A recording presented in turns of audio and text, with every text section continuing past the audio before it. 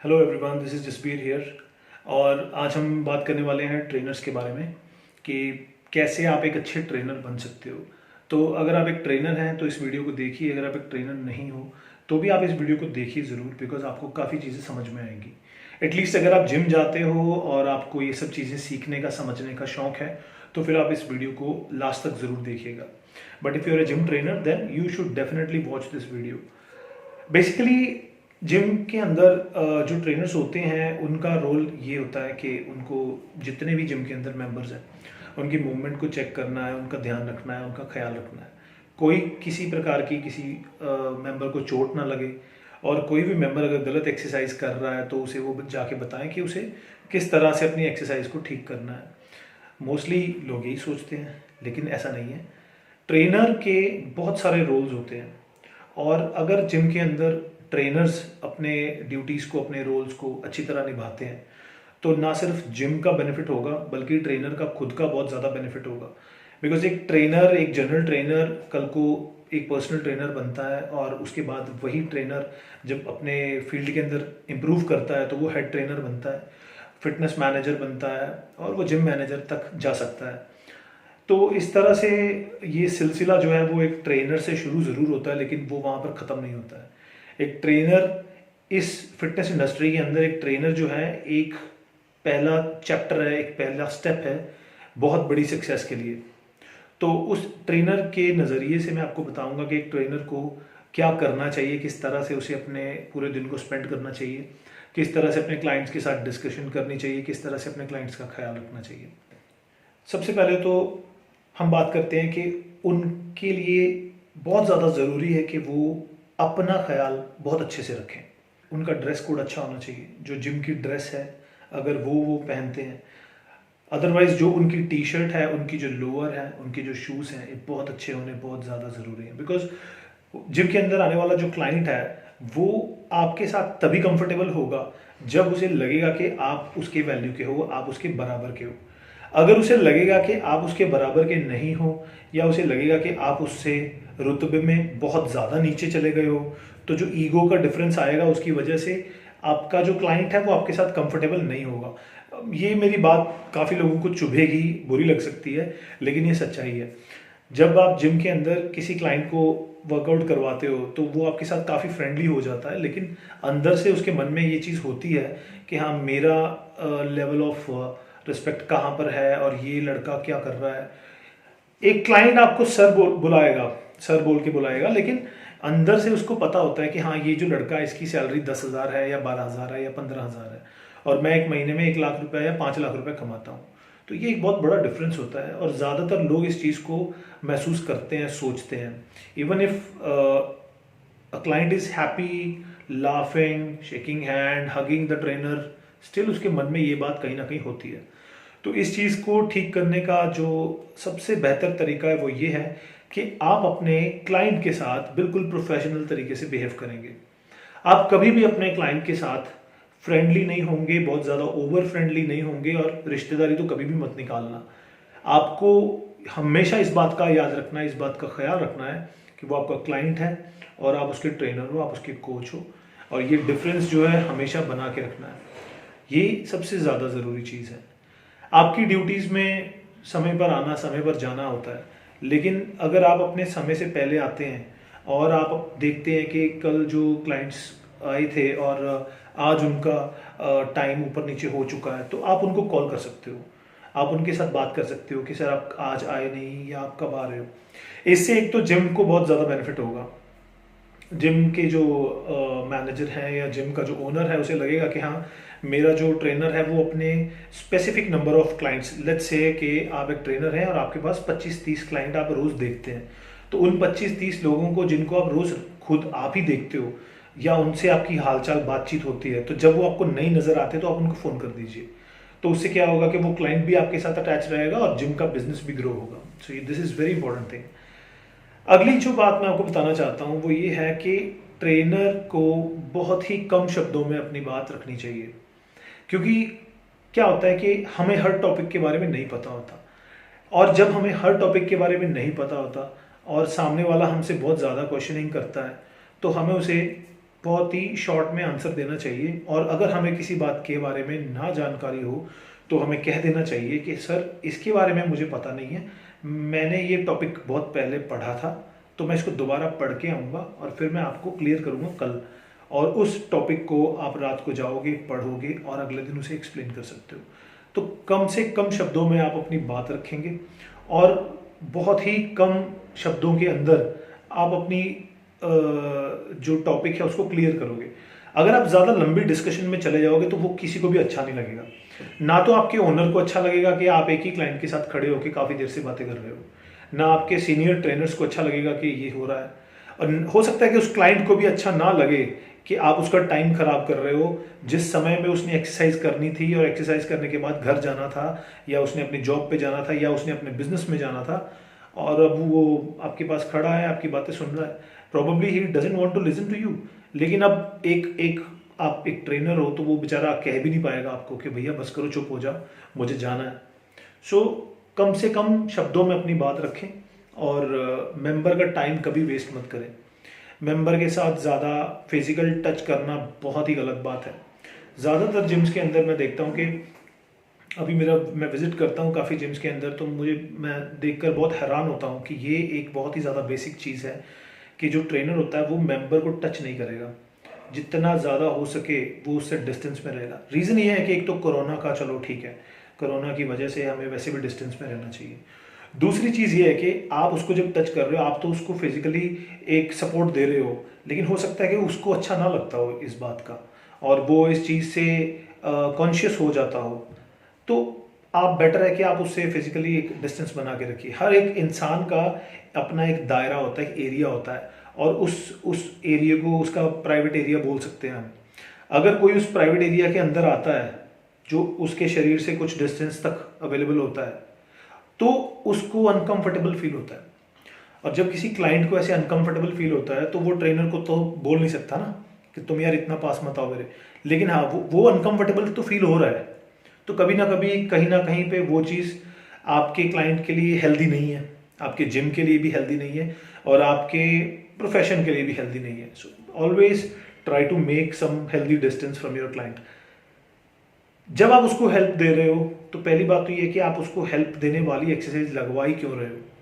आप उसे इंडिपेंडेंट बनाइए। आप अपने क्लाइंट को बताइए कि कैसे आपको वो वेट सेलेक्ट करना है जिससे आप खुद इतने नंबर ऑफ रेपिटेशंस लगा सको।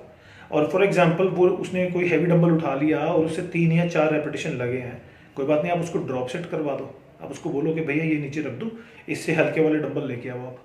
तो इस तरह से भी आप अपनी ट्रेनिंग को जो है, आप अपने क्लाइंट को जो है इम्प्रूव कर सकते हो। एक तो उसको रिजल्ट आएंगे, दूसरा आपको टच नहीं करना पड़ेगा। जो फोर्स्ड रेपिटेशंस होते हैं, फोर्स्ड रेपिटेशंस यानी कि आपने बोला 10 रैप लगाने हैं, 6 उसने लगा दी, 4 रैप्स में आप उसको हेल्प दे रहे हो, those are forced repetitions. You don't have to go for forced repetition in every exercise for every client. आपको ज़रूरत नहीं है उस चीज़ की। हर क्लाइंट को फोर्स्ड रेपिटेशंस देने की ज़रूरत नहीं। वो एक लेवल पे किसी एक ऐसे इंडिविजुअल के लिए काम आती है चीज़, जहाँ पे वो किसी काफ़ी लंबे समय से या तो एक्सरसाइज कर रहा है, या उसका कोई बहुत ही स्पेसिफिक बॉडी बिल्डिंग का टारगेट है, या कुछ इस तरह का। तो वो अगर किसी ने 5-10 किलो 20 किलो लूज़ करने हैं, you don't have to make him do such exercises. और इसके बाद बात करते हैं कि ट्रेनर के लिए बड़ा ज़रूरी है कि वो अपने आसपास के जितने भी क्लाइंट्स हैं, मान लीजिए वो यहाँ पे खड़ा है, एक क्लाइंट उधर कोई एक्सरसाइज लगा रहा है, एक क्लाइंट उधर कोई एक्सरसाइज लगा रहा है, तो उसे उन सभी क्लाइंट्स के ऊपर नज़र रखनी चाहिए। इससे क्या होता है कि अगर कोई क्लाइंट गलत एक्सरसाइज कर रहा है तो वो जाके उसे गाइड कर सकता है। और जब आप ऐसा करते हो तो उस क्लाइंट की नज़रों में आपके प्रति और जिम के प्रति बहुत ही अच्छी भावना आती है, जो कि बहुत अच्छी बात है। और ये बिजनेस को डेवलप करने में बहुत हेल्प करती है, क्योंकि कल जब आप पर्सनल ट्रेनर बनोगे तो वही क्लाइंट जिनको आज आप गाइड कर रहे हो, समझा रहे हो या सिखा रहे हो, या जिनकी एक्सरसाइज को आप करेक्ट कर रहे हो सकता है कि कल वही लोग आपसे पर्सनल ट्रेनिंग लेना शुरू कर दें। तो ये बहुत ही ज़्यादा ज़रूरी है कि आप अपनी जो इमेज बिल्डिंग है, या आप अपनी जो अपना करियर बिल्डिंग है, वो यहीं से शुरू कीजिए। As a trainer you should start doing all these things. अगला पॉइंट ये है कि जब आपका क्लाइंट कोई एक्सरसाइज करता है तो आप उसका डंबल उठा के मत लेके आइए और आप डंबल रखने मत जाइए, ये गलत है। बिकॉज देखिए, आप उसे सिखा रहे हो कि एक्सरसाइज कैसे लगानी है, आप उसे सिखा रहे हो कि फिटनेस में डिसिप्लिन कितना मैटर करता है, आप उसे बताते हो कि 1 मिनट हो गया है, अगला सेट लगा लो, या इतनी देर की तुम्हारी ब्रेक है, इतनी देर में तुम्हें नेक्स्ट सेट लगाना है, वो सारी बातें आप उसे सिखाते हो। तो एटलीस्ट आप अपने क्लाइंट को ये भी सिखाओ कि भैया आप अपना डंबल खुद लेके आओ, और जब आपकी एक्सरसाइज खत्म हो जाए तो डंबल को नीचे मत फेंको, डंबल को वापस रैक में रख के आओ। ये चीज़ सिखानी एक ट्रेनर की ही जिम्मेवारी होती है, एक ट्रेनर की ही रिस्पॉन्सिबिलिटी होती है, और ये चीज़ आपको सिखानी पड़ेगी अपने क्लाइंट को, because you are going to be the responsible person for all the things that your client is doing. आपका क्लाइंट कुछ गलत कर रहा है, आप रिस्पॉन्सिबल हो। तो ये एक बहुत ही इंपॉर्टेंट पॉइंट था। इसके अलावा अपने क्लाइंट्स को हमेशा इंडल्ज करें उनकी एक्सरसाइज में, ताकि उनका ध्यान ना तो इधर उधर बाकी लोगों में जाए, ना उनका ध्यान म्यूजिक में जाए, क्योंकि म्यूजिक का एक बहुत बड़ा इशू होता है जिम के अंदर। आप अपने क्लाइंट को एक्सरसाइज लगा रहे हो और आपका क्लाइंट कहता है यार ये गाना चेंज करवा दो। जब ऐसी कोई सिचुएशन आती है तो आपको ये बोलना चाहिए कि सर आप गाने को छोड़ो, आप अपनी एक्सरसाइज में फोकस करो, गाना कोई भी चले या ना चले हमें मैटर नहीं करता है, हमें हमारी एक्सरसाइज में फोकस करना है। आपका दिल, आपका दिमाग, आपके कान, आपका नाक, आपका सारे जितने भी आपकी सेंसेस हैं, everything should be involve in the exercise, इधर उधर नहीं। ये एक इशू बहुत बड़ा इसलिए है बिकॉज जिम्स के अंदर जो फ्रंट डेस्क होता है या जहाँ पे म्यूजिक चलता है या जहाँ पे कंप्यूटर लगा होता है, वहाँ पर तो वो लोग बेचारे गाने ही बदलते रह जाते हैं, डीजे वाला काम हो जाता है। तो ये गलत है, और इस चीज़ को करेक्ट करने के लिए ट्रेनर को आगे आना चाहिए। और मैं ये भी कहूँगा कि जिम के अंदर अगर हो सके तो आप ट्रांस म्यूज़िक को ही ज़्यादा तवज्जो दें, बिकॉज जिम के अंदर हमें गाने नहीं सुनने हैं। Nobody goes to gym to listen to the music. सब लोग अपना म्यूज़िक लेके जाते हैं, अगर जिनको ज़्यादा शौक है म्यूज़िक सुनने का, या फिर लोग अपनी एक्सरसाइज करने जाते हैं। और जब मैं एक्सरसाइज कर रहा हूँ और मेरा ध्यान मेरी एक्सरसाइज में है, तो मैं अपना पूरा 100% जब एक्सरसाइज में लगा देता हूँ तो मुझे पता ही नहीं होता कि म्यूज़िक क्या चल रहा है क्या नहीं चल रहा है। सो इतनी इन्वॉल्वमेंट अगर आप अपने क्लाइंट की उसकी एक्सरसाइज में करवा दोगे तो वो म्यूज़िक के बारे में नहीं सोचेगा, और ना ही वो ये सोचेगा कि आसपास कौन है कौन नहीं है। जिम्स के अंदर क्या होता है कि लोग एक दूसरे को जज करते हैं, किसने कैसे कपड़े पहने हैं, किसने कैसे शूज़ पहने हैं, कौन क्या कर रहा है, कौन क्या बोल रहा है। तो इन सभी चीज़ों से आप अगर अपने क्लाइंट को बिजी रखते हो, आप उसको टाइमली बोलते हो कि हाँ भैया तुम्हारा 1 मिनट का ब्रेक हो गया, अगला सेट लगाओ, या आप उसे बोलते हो कि हाँ तुम्हें अब ये करना है वो करना है, अगर आप उसे बिजी रखते हो, उसके टाइम की अगर आप वैल्यू करते हो, तो आपका जिम, आपके जिम के बाकी सारे मेंबर्स और आपका पूरा एनवायरनमेंट बहुत ज़्यादा शानदार हो जाएगा। और इसका बेनिफिट आपको हर स्टेप पे मिलेगा, बिकॉज आज आप ट्रेनर हो, कल आप पर्सनल ट्रेनर बनोगे, और उसके बाद किसी दिन आप जब फिटनेस मैनेजर बनोगे या जिम के मैनेजर बनोगे, तो इन्हीं चीज़ों को, जिन चीज़ों को मैं अभी बता रहा हूँ, अगर इन चीज़ों को प्रैक्टिकली आपने किया होगा तो इन चीज़ों को आप इम्प्लीमेंट करवा सकोगे अपने जिम के अंदर।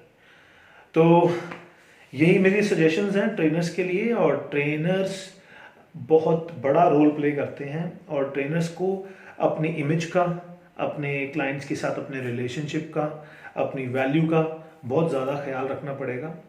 और last but not the least, एक बहुत महत्वपूर्ण बात है जो मैं आपको बताना चाहता हूँ, वो ये है कि लगातार स्टडी करते रहें, लगातार सर्टिफिकेशंस करें। सर्टिफिकेशंस अगर आप नहीं कर पाते हैं, आपसे सर्टिफिकेशन वाले सेंटर दूर हैं, तो आप सेल्फ स्टडी करें। बुक्स अवेलेबल हैं, आप बुक्स ऑर्डर कीजिए ऑनलाइन, या फिर बहुत सारे ऑनलाइन कोर्सेस अवेलेबल हैं। अगर वो भी नहीं मिलता तो यूट्यूब पे पढ़िए, लेकिन अपनी नॉलेज को इम्प्रूव कीजिए। अच्छे सोर्सेस से पढ़ाई करें, अच्छे सोर्सेस को फॉलो करें। ऐसे नहीं कि कभी आप किसी को फॉलो कर रहे हैं जो कीटोजेनिक बोल रहा है, कभी आप किसी को फॉलो कर रहे हैं जो कह रहा है नहीं कार्ब्स खाओ कार्ब्स खाओ कार्ब्स खाओ, तो फिर आप खुद ही कंफ्यूज हो जाओगे कि किसको क्या गाइड करना है, कैसे अपनी ज़िंदगी में कैसे अपनी ज़िंदगी में किस अप्रोच के साथ आगे बढ़ना है। आपको अपना एक सिग्नेचर बनाना पड़ेगा, अपने आप की एक आइडेंटिटी बनानी पड़ेगी। जैसे आपको पता है कुछ लोग होते हैं जिनको बोला जाता है कि ये एरोबिक्स के एक्सपर्ट है, कुछ लोगों को बोला जाता है कि ये न्यूट्रिशन के एक्सपर्ट है, कुछ लोगों को बोला जाता है कि एक्सरसाइज के मास्टर है, ये एक्सरसाइज के एक्सपर्ट है, कुछ लोगों को बोला जाता है फॉर्म एंड टेक्निक के एक्सपर्ट है। आप किस चीज़ में एक्सपर्ट होना चाहते हो, ये डिपेंड करेगा कि आपको क्या पसंद है। क्या आपको न्यूट्रिशन के बारे में पढ़ना या बताना ज़्यादा पसंद है, तो आप उस चीज़ की तरफ अपने आप को ज़्यादा लेके जाइए। क्या आपको एक्सरसाइज के बारे में बोलना, एक्सरसाइज करवाना, एक्सरसाइज को करेक्ट करवाना, एक्सरसाइज में मसल को पूरा अच्छी तरह से ट्रेन करना वो पसंद है, तो आप अपना जो तवज्जो है, अपना जो फोकस है, आप उस तरफ लेके जाइए। So you have to choose कि आपको ज़्यादा कौन सी चीज़ पसंद है और उसी चीज़ में आप अपने आप को ज़्यादा इम्प्रूव करेंगे। और इसके साथ जैसे मैंने बताया, सर्टिफिकेशंस, पढ़ाई करना, ये लगातार चलता रहना चाहिए, ताकि कल को किसी भी तरह का क्लाइंट आपके सामने आए तो आप उसे अच्छी तरह से बता सको कि आप ही वो ट्रेनर हो जो उसकी हेल्प कर सकता है। तो इसी के साथ मैं वीडियो को यहाँ पे समाप्त करता हूँ। मिलते हैं अगली वीडियो में। Thank you so much. Bye.